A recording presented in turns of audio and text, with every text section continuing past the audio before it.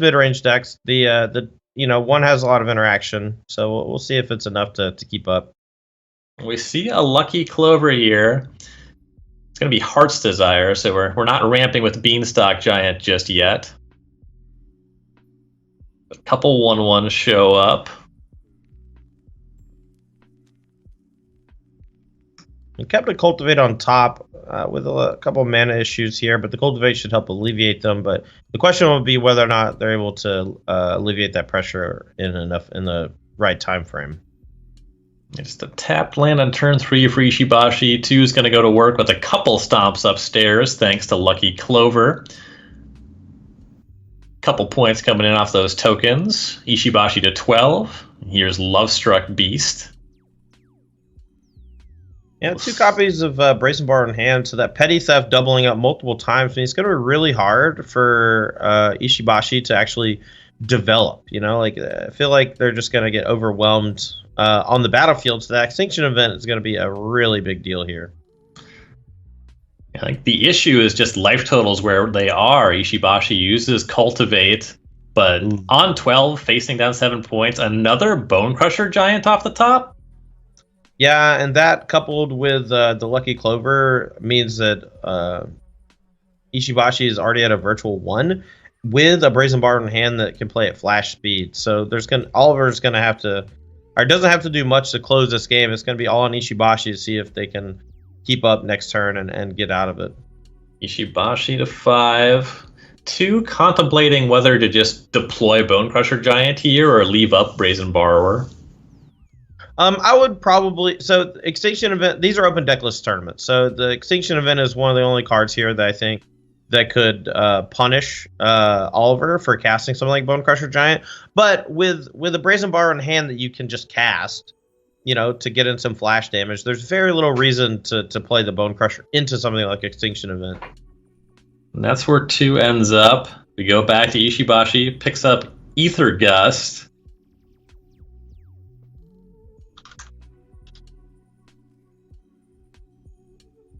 They're going to start with the front side of an Uro, gaining some life. That could definitely help out here. Another Uro off the top. But this means that there's no mana for Extinction Event, so it's just Gust being left up. 2 is going to take the opportunity to flash in Brazen Borrower, and that's going to undo that 3 life from that Uro.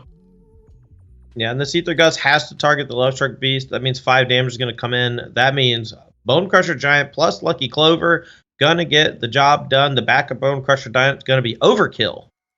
2 stomps. Way overkill. 1 stomp. Stop, clap. You get it. Yeah. And that is lethal damage. Oliver 2 up a pretty quick game here. And you mentioned Lucky Clover, probably pretty important. And that gave 2 some pretty serious reach. We saw 2 stomps go upstairs there.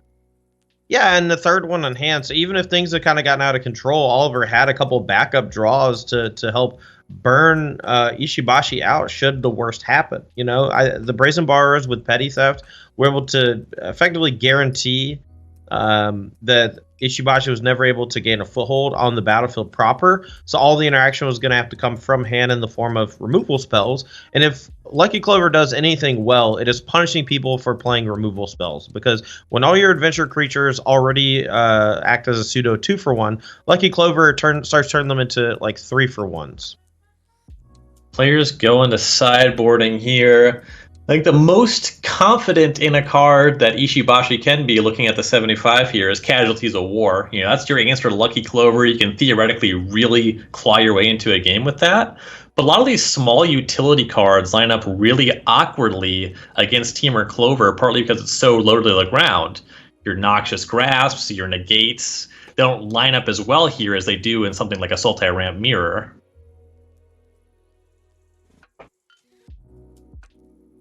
Nice. Both these players looking over sideboards and stuff here to see, what they want to bring in and take out. Looks like Oliver is cutting a couple of the Bone Crusher Giants, which makes sense. There's not a lot of need for spot removal. There's no Jorels from the other side gumming up the works or anything like that.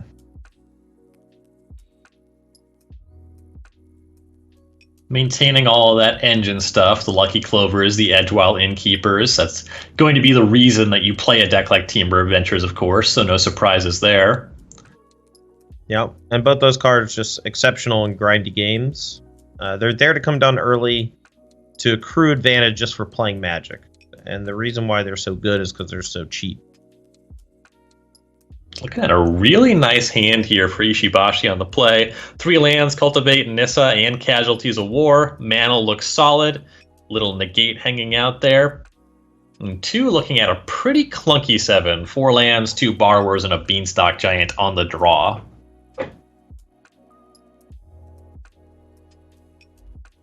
I would probably toss this one back. It's not super good. But there is a downside to just like mulliganing against a deck that has Thought Erasure. It's very similar to mulliganing in older formats against decks that have Inquisition of Kozilek and Thoughtseize. Sometimes it's okay to just have more raw resources because hitting your land drops is important. But the problem is if your opponent just doesn't respect your open mana, they'll probably just start slamming stuff like Nitsu Shakes the World into potential counterspell mana, and ultimately that'll just leave you in like some really rough shape if those types of things resolve. So we have a keep on both sides. First 2 draw steps for 2, just more lands. Really not what he was looking for after that keep. And more gas getting pumped into Ishibashi's hand, and Uro picked up on the first draw step.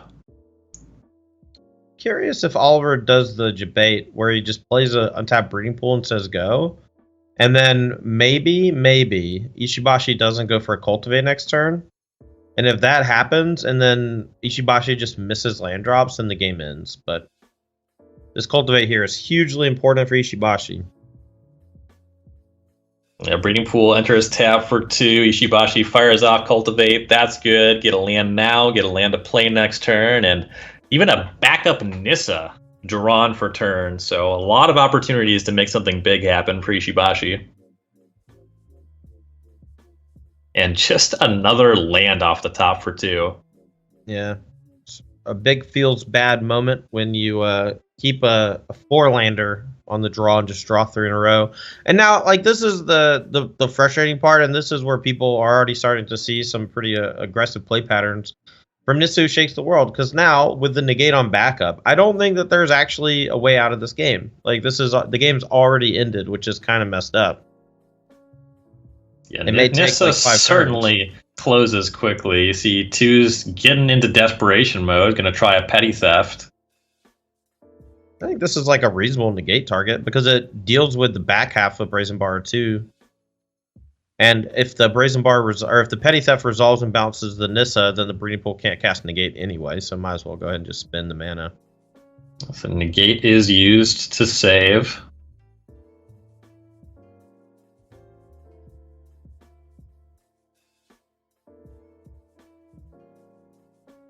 C2 is going to use the other Petty Theft to bounce the Nissa, but the hand is just lands. Yeah, 4 lands in hand is just nowhere near good enough. I mean, this game is all about the story of literally drawing 4 lands in a row after the opening keep, and then Nitsu Shakes the World just being army in a can. It's just so nuts. Ishibashi didn't have another land, so didn't really matter how to sequence there with attacking versus playing Nissa pre-combat, post-combat. A land gets in, another land is made. Go over to 2, who picks up another Petty Theft. Could try to tread water here this way. Yeah, bounce that Nissa again. But you know the opposing hand is all spells. Right. And now you also know that Nissa's coming back down and you just have no answer. Like, you just haven't had an answer. You're never going to have an answer. 2 lands rumble in. Oliver 2 falls to 8. Now we see not land number 6 for Ishibashi. Could play Uro, could redeploy Nissa. It's all just pretty good here. I think he can actually Nissa, untap a forest, and also play the Euro from hand just to get the 3 life and potentially the extra land drop off the draw. Seems pretty reasonable to me. Can't go wrong.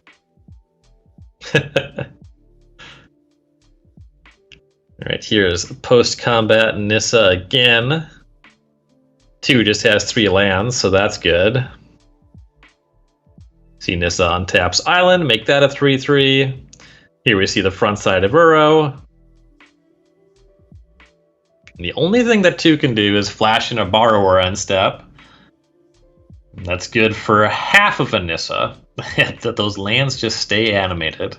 Mm-hmm.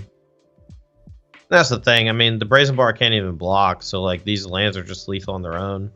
Cast Beanstalk Giant's not good enough. Like it's just all. It was all downhill starting from turn 4, but really the story of the game is Oliver literally just drew 4 lands in a row off the rip and kept a pretty mana heavy hand.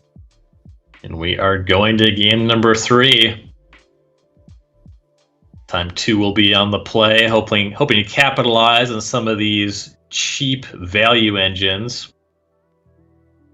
I gotta say, I'm like really impressed by Extinction Event. That card has looked really nice lately. Yeah, it almost always hits 2 creatures.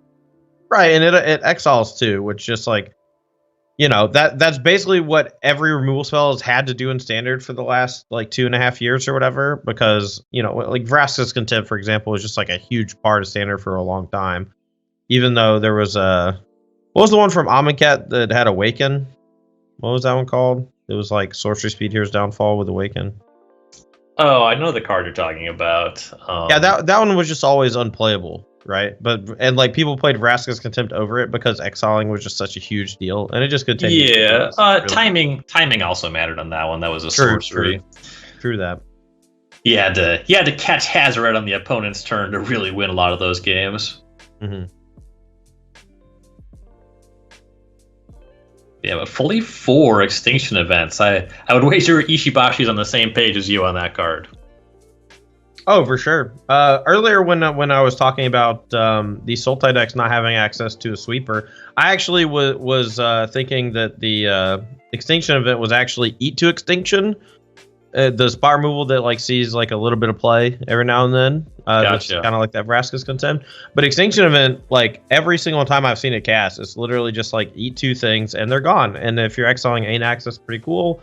But like a lot of times you'll play against like Mono Red, for example, and they just lead with triple 1-drop. If you're on the play and you have like, you know, one piece of interaction or whatever into Extinction Event, like that's usually just good enough, which is like awesome for these Sultai decks, you know.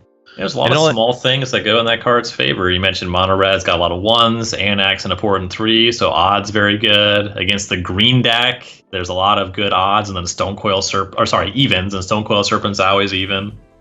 It's also just really easy to cast. It only costs 1 black mana, which is kind of unheard of for sweeper effects, you know. Oliver 2 has both engine pieces early, Edgewall Innkeeper and Lucky Clover. Innkeeper is taken down. There's another Clover in hand, though. That's deployed with a tap land, but next turn, Beanstalk Giant's going to ramp 3 times. Yeah, this Cultivate's only going to ramp once, and there's no answer for the Lucky Clover in sight. It'll be interesting to see if they go for the Euro or just go ahead and Cultivate just to get an extra land drop in hand for later. Gonna be Cultivate for Ishibashi.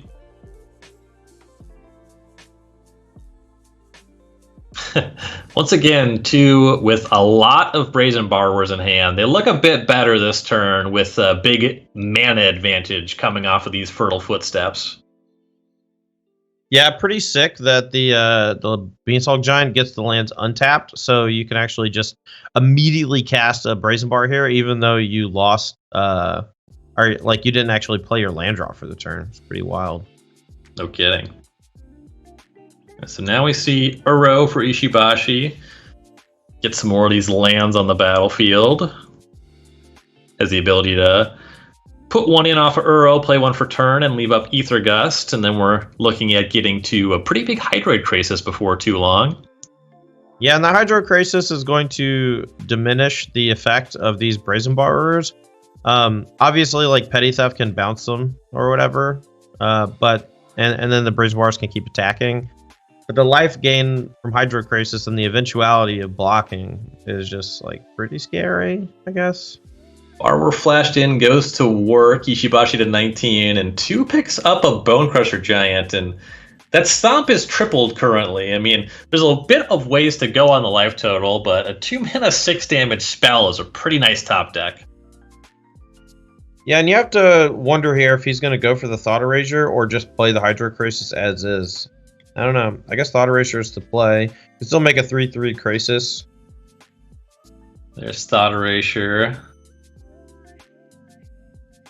2 has some options. I suppose with the mana the way it is, 2 can't flash in both Brazen Borrowers, so you're pretty likely to see Stomp fired off here. Man, what if the play last turn was actually just supposed to be main phase the Bone Crusher Giant and then cast it while you're tapped out? Or no, there was some mana up. Never mind. That's fair. You play into Extinction Event a little bit that way too. Ah, yeah, that's true. All right, so here comes Stomp, Stomp, Stomp. In response to Thought Erasure, Ishibashi to 13 off of that, and it's going to take a look at 2 Brazen Borrowers. Get one of them in the bin. Don't you just miss playing against that one opponent who just goes, oh, which one should I take? I don't, actually. I don't either. I always just put one in the bin for them. And then if they say I want the other one, I say okay, and then I swap them. I say okay, and I don't. That's also fun. Is that an illegal game action? Like, can you actually do that? Call a judge. You don't like it, call a judge. Yeah. This is a pretty relevant impact of that Thought Erasure, though. It got to scry a card in the graveyard. Wow. That means Uro's escaping right now, and Aether Gust is at the ready. Yeah, Surveil really doing double effort here. Getting that Euro back in a hurry. That's wild. This is something that's kind of funny about Lucky Clover, is if 2 wants to Petty Theft Uro, Clovers are going to copy that, and then the actual Petty Theft won't resolve, and the borrower won't go on an adventure. And you can only target opponents' permanents, so there's no way around that. Even if you wanted to bounce your 2 Clovers to fix that, you couldn't. So here's copied Petty Theft, bouncing Uro, and then Brazen Borrower, the actual Petty Theft, the real card, is going to be countered on resolution due to no targets. That sounds like some convoluted rules engine stuff that honestly doesn't really make that much sense to me, but you know. Well, if you understand the rules engine, it will. If you're just playing the cards, it won't. Right. I mean, I understand the rules engine. I just playing other games a lot. You see some stuff that happens in Magic, and you think that shouldn't work like that. Oh, I'm so in tune with Magic. I'm the other way. I play another game, and I'm like, your game doesn't make sense. Wait, you don't even use damage on the stack? It's like, dude, I'm playing Call of Duty. What are you talking about, dude? This is Hearts, man.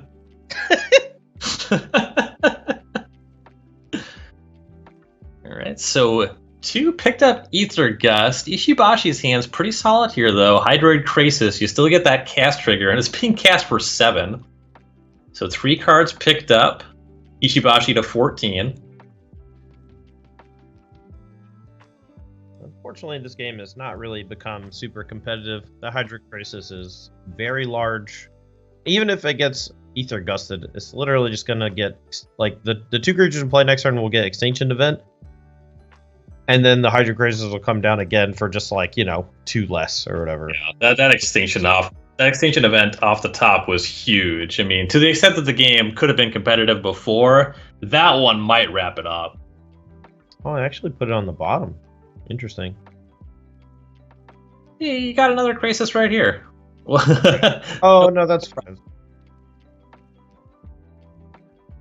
2 picks up land number 7. Already pretty committed into Extinction Event, so I don't fault him for jamming this Beanstalk Giant, but that means that this Extinction Event is going to remove all of 2's resources. Alright, I found the out. There's one out for Oliver 2 here, and it's if Ishibashi accidentally chooses even. I mean, hey, that's the line. You identified it. I'd be a bit surprised.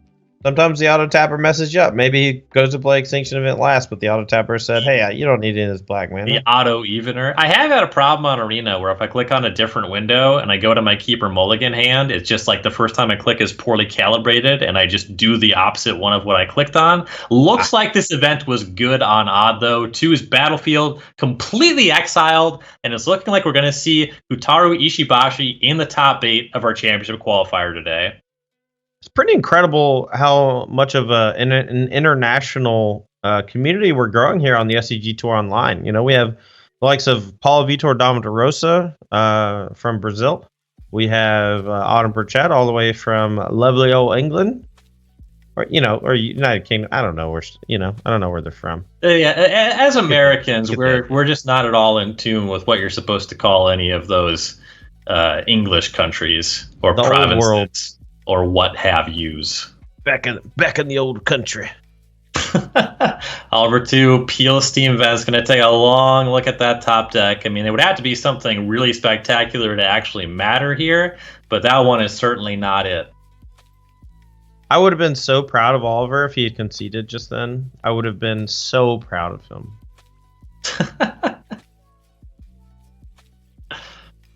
Here is Hydroid Crisis. There wasn't a concession a second ago. This one might prompt it. Big fan of the mercy rule in baseball, as far as like Little League is concerned. And man, I want to enact it right now. Holy moly. Throw in the towel. 8 Hydroid Crisis. Negate, Ether Gust, Eliminate, Extinction Event, Uro in the bin. All right. Is there a Fae of Wishes sequence here? Because you do get to tutor for 3 cards. Running out of time. Still at 20 life, though. Maybe he has 1 turn left. Who knows? Well, Ketria Triumph into Forest. That's not going to do it. Like, negate an Ether Gust. If it's a... never mind. I tried. It's too good.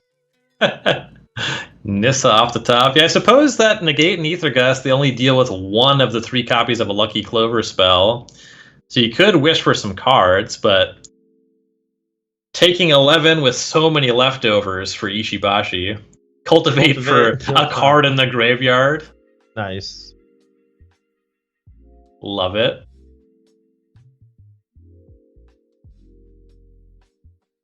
The reason there's only 2 copies of Cultivate in the 75 is because there's only like 7 basic lands or so. At this juncture, it's a dead card, but with Eurotide Nature's Wrath, it goes to the graveyard.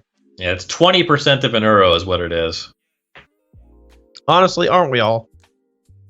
Yeah, that may be the greatest credit you can give a lot of Magic cards. Breeding Pool. Right There's the good game. Kotaru Ishibashi gonna advance to 6-1. Gonna see him in the top 8. Oliver